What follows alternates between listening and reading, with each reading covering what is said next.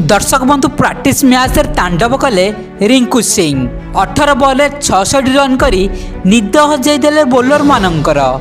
हाँ दर्शक बंधु गतकाली भारत दल भितर इंटर स्क्वाड मैच खेला जाइथिला जेउथिरे तांडव रचिछंती भारतीय बामहाती बैट्समैन रिंकू सिंह।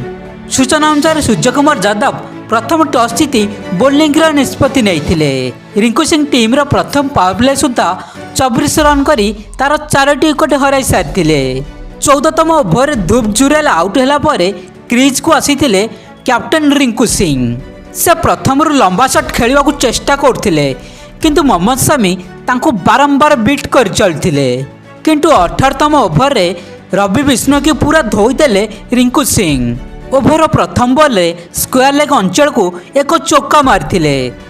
यह पर द्वितीय और तृतीय बॉल मीडियम अंचल को दुईटी लंबा छक्का मारी रवि बिष्णुकर बोलिंग लाइनअप को पूरा बिगाड़ी देइथिले। यह पर बॉल रे से विट होइथिले किंतु पंचम बॉल रे लॉन्ग ऑन अंचल को एक छक्का आउ षष्ठ बॉल रे लॉन्ग ऑफ अंचल को आउ गोटे छक्का मारिथिले। से गोटे ओभर रे 28 रन करथिले जेउथिरे 4टी छक्का सहित गोटे चौका सामिल अछि।